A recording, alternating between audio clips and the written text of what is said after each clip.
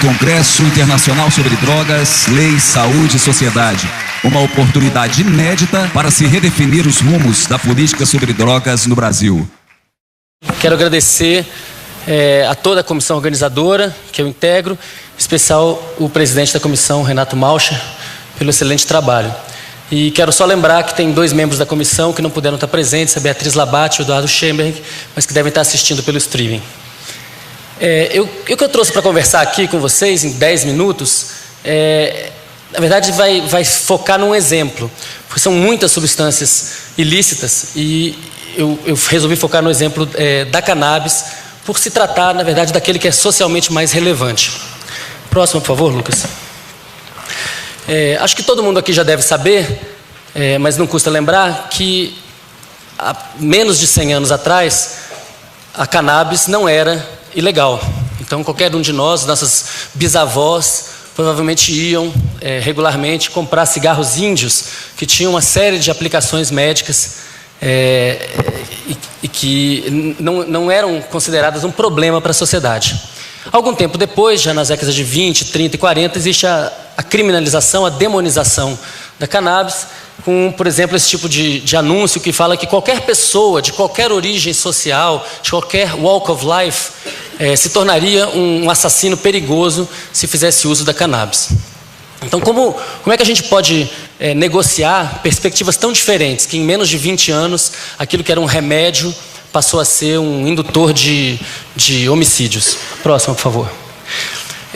Para podermos falar da cannabis com propriedade, a gente precisa ter muita clareza de quais são os grupos de risco da cannabis. Qualquer substância tem grupos de risco, né? E esses grupos que eu selecionei aqui, eles são, na verdade, aqueles que a gente pode apresentar ou discutir com base no pouco conhecimento que ainda existe, uma vez que a pesquisa é interditada. Então é óbvio que todo mundo concorda que gestantes não devem fazer uso de cannabis, embora não exista nenhum artigo científico bem controlado mostrando que o uso exclusivo da cannabis causou problemas para o feto ou para a mãe. Mas é razoável, né? Eu acho que dentro de uma perspectiva de regulamentação e legalização, é razoável admitir que as gestantes não devam fazer uso, porque nós sabemos que o sistema canabinoide está envolvido, por exemplo, na orientação, na formação do sistema nervoso, na orientação dos axônios para encontrar os seus alvos. Existem outros grupos que são importantes, no caso, o grupo dos jovens. E aí sim nós temos bastante evidência de que a utilização precoce da cannabis pode levar, não necessariamente leva, mas pode levar, por exemplo, a uma síndrome amotivacional. Por que eu estou falando de grupos de risco? Porque se nós estamos aqui numa perspectiva antiproibicionista, nós estamos pensando numa perspectiva de regulamentação. E a regulamentação deve pensar em quem deve ser protegido no caso da utilização daquela substância. Não existe nenhuma substância sem grupo de risco. Por exemplo, o açúcar tem como grupo de risco os diabéticos. Então, no caso dos jovens, isso também é muito claro. Nós já temos uma legislação que os considera um grupo de risco para álcool, para tabaco. Isso não deveria ser diferente no caso da cannabis. No caso dos depressivos, passa mais uma, por favor, Lucas. Existe, na verdade, uma certa controvérsia, porque existem evidências de que a cannabis pode ser antidepressiva em baixas dosagens ou pró-depressiva em altas dosagens, e na verdade isso depende da composição da cannabis. Tem mais de 90 tipos de canabinoides na planta. Então, dependendo da variedade, se ela tiver muito THC, ela vai ser antidepressiva, mas se ela tiver muito CBD, ela pode ser pró-depressiva. E a verdade é que a gente não entende isso muito bem. O que a gente sabe é que os canabinoides podem promover neurogênese, que é um efeito que causa um efeito antidepressivo no longo prazo. Então isso, na verdade, é uma dúvida científica que precisa ser resolvida com pesquisa. E, finalmente, a gente tem o grupo de risco, que é o grupo dos psicóticos, em que existe eu diria hoje, um consenso biológico e médico de que, de fato, pessoas psicóticas ou com a propensão à psicose não devam fazer uso de cannabis. Mais uma, por favor, Lucas. E o que é particularmente observado é que existe uma interação entre esses 2 grupos de risco. Quer dizer, pessoas adultas que fazem uso de cannabis não têm esse risco aumentado para, por exemplo, desenvolver esquizofrenia. Mas pessoas muito jovens que fazem uso crônico, frequente, em vários estudos, na verdade, existe essa associação. Embora, claro, seja difícil separar, porque outras drogas frequentemente estão envolvidas. Agora, a gente discutir esse grupo de risco, a gente precisa entender as bases biológicas disso. Mais uma, por favor. Então, hoje nós sabemos que existe um polimorfismo associado ao gene da catecol-metiltransferase, que está relacionado com essa suscetibilidade ao uso da cannabis. Então, se a pessoa tiver uma valina na posição 158 em vez de uma metionina, isso pode torná-la suscetível ao uso da cannabis, pode levar ela pode facilitar a existência de um surto psicótico. Então, isso tem sido discutido na mídia como sendo um exemplo ou uma evidência biológica de por que mantê-la proibida. E isso é um raciocínio, na verdade, muito pobre, porque todas as substâncias têm grupos de risco. Então, por exemplo, pessoas que não produzem lactase não podem consumir derivados de leite. Isso não é um argumento para a gente proibir o leite. Isso é um argumento para que você identifique essa informação, para que as pessoas possam se proteger, para que aquele grupo de risco possa tomar as medidas adequadas e não fazer mal a si mesmo fazendo consumo da substância. No caso do grupo de risco da cannabis, no caso da psicose, isso afeta menos de 1% da população, bem menos do que 1% da população. Mais uma, por favor. Um outro bom exemplo é a álcool desidrogenase. Então, pessoas que têm baixos níveis dessa enzima têm intolerância ao álcool. Isso acontece com populações de indígenas norte-americanos, com asiáticos. Isso nunca vai ser utilizado na mídia como uma razão para se proibir o álcool. Então, quando as pessoas começam a dizer foi identificado um gene que mostra a base biológica da suscetibilidade à cannabis para gerar psicose, isso deve ser bem-vindo pelos antiproibicionistas, porque isso permite proteger as pessoas que, porventura, possam ter algum problema com a substância, sem que isso seja um argumento para proibi-la. Mais uma, por favor.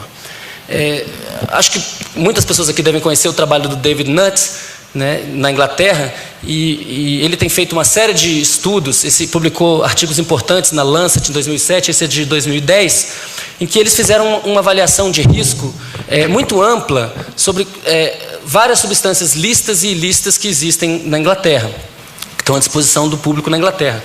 E levando em consideração não apenas os riscos a si mesmo, mas também os riscos aos outros.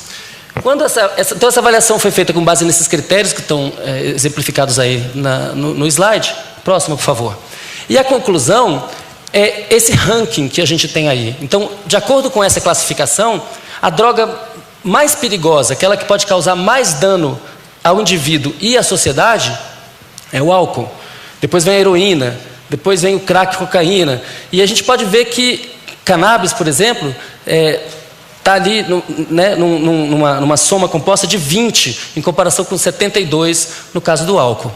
Então isso começa a deixar bastante claro que a classificação de drogas utilizada atualmente, tanto no Reino Unido como em todo o Ocidente, não tem absolutamente nada a ver com os efeitos fisiológicos, biológicos e sociais das drogas. Mais uma, por favor. Ao contrário, nós sabemos que a cannabis ela tem uma série de efeitos positivos que podem ser utilizados para a medicina. Isso não deveria ser uma surpresa, porque, afinal de contas, a cannabis foi selecionada culturalmente ao longo de milhares de anos entre a Sibéria e a região do Himalaia, justamente com propósitos terapêuticos. Então, por exemplo, a gente sabe hoje em dia que cannabis, embora seja quando fumada, ela não precisa ser fumada porque existem os vaporizadores, mas quando fumada ela não causa câncer como o tabaco causa. Isso por um tempo foi um mistério. Por que ela, ao ser fumada, ao haver a combustão, ela não causa câncer na proporção em que o tabaco causa? E hoje a gente sabe, mais uma por favor, que é porque existem várias substâncias antitumorais na cannabis. Vários dos canabinoides têm propriedades antitumorais. Contra câncer de próstata, contra câncer de ósseo.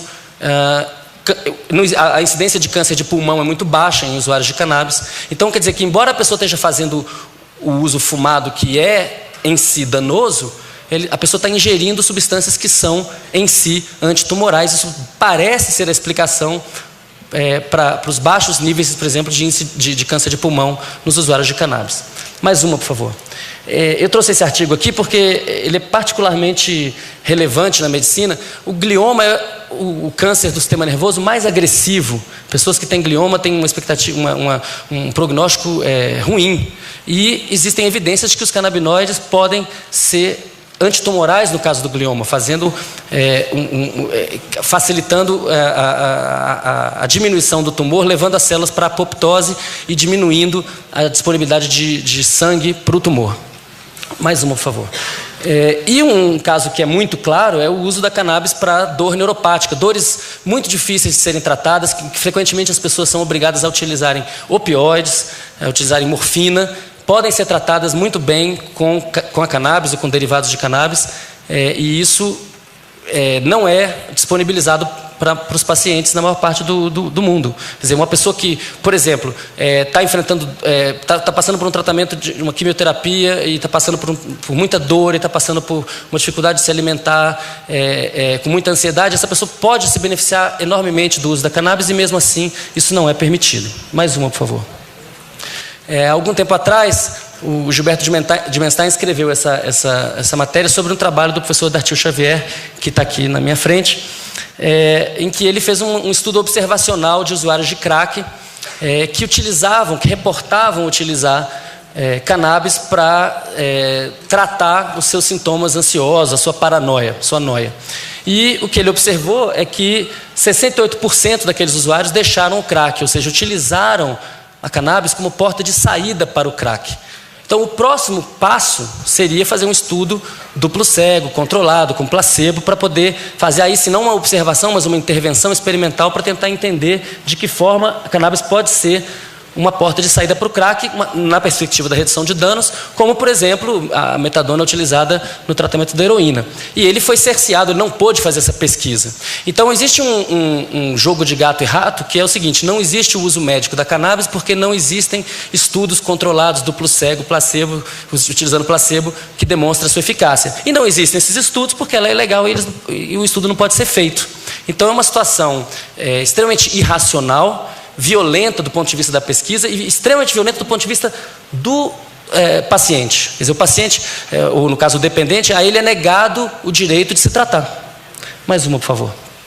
Ou seja, o proibicionismo, essa situação em que existe uma perseguição sistemática de todas as formas de uso, de consumo, de plantio, enfim, associadas a essa planta, e isso vale para todas as substâncias ilícitas, isso causa grandes prejuízos à sociedade. É desnecessário dizer, hoje de manhã a gente já teve uma excelente apresentação da Luciana e do Zarconi falando sobre isso, mas é necessário dizer que esse proibicionismo não resolve o problema. Se ele pudesse evitar o consumo, talvez fosse uma solução, mas não evita o consumo. Mais uma, por favor. Ao contrário, que a gente tenha uma criminalização, um aumento da violência, mais uma, por favor, uma escalada armamentista, então a polícia fala, bom, agora eu vou comprar um helicóptero que vai resolver isso, e mais uma, volta uma, isso. E a gente sabe o que acontece toda vez que, numa escalada armamentista, toda vez que um lado se arma, o outro lado se arma também. Quem que se beneficia disso? Mais uma.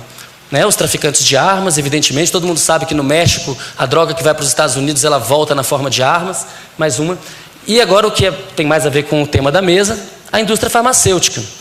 Então, hoje em dia tem pessoas defendendo que a cannabis deve ser proibida, mas que os princípios ativos devem ser disponibilizados por farmacêuticos e vendidos. E não tenham dúvida, muito caros. Duas coisas a falar sobre esse assunto. A primeira é que os princípios ativos isolados frequentemente não são seguros. Quer dizer, THC puro pode levar à psicose e CBD puro pode levar a uma depressão gravíssima. Não é à toa que eles estão misturados na planta em certas proporções. Isso foi selecionado ao longo de milênios. Eles se equilibram, eles têm efeitos quase que opostos. E a segunda é a questão, e como disse a Luciana Boatê muito bem, o que está por trás disso? O que está por trás disso é dinheiro. O que está por trás disso é lucro.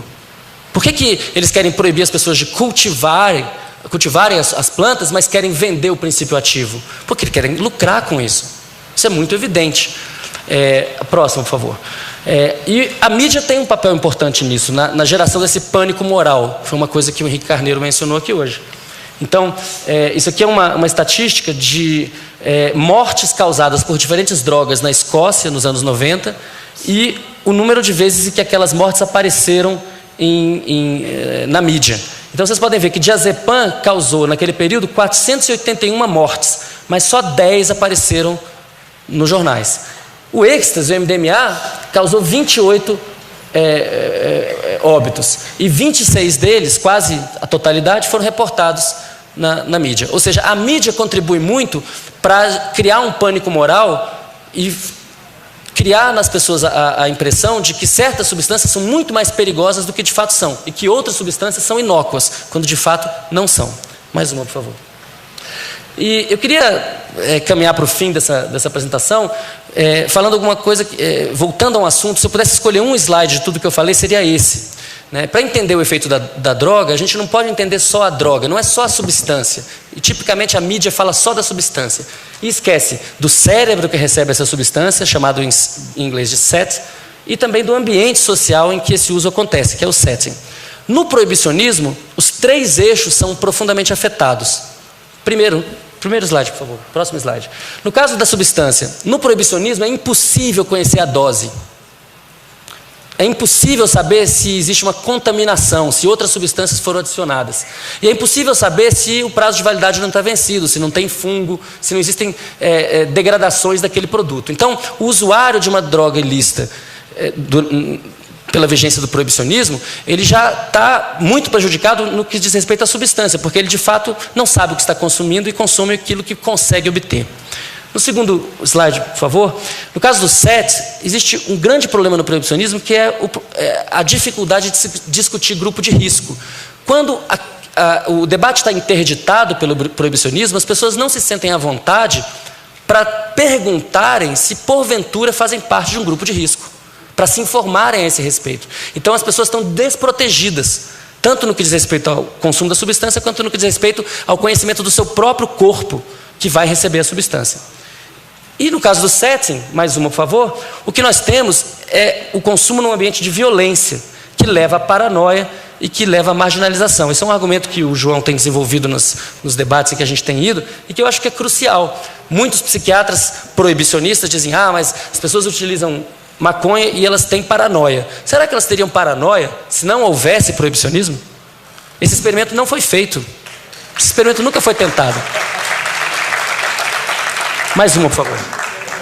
Então eu quero concluir dizendo que, na verdade, a mais pesada das drogas é a proibição, porque ela afeta os 3 eixos. No caso da proibição, todas as drogas são perigosas. Qualquer droga proibida é perigosa, porque a priori a pessoa não sabe nada e está em pânico e não sabe do seu próprio grupo de risco.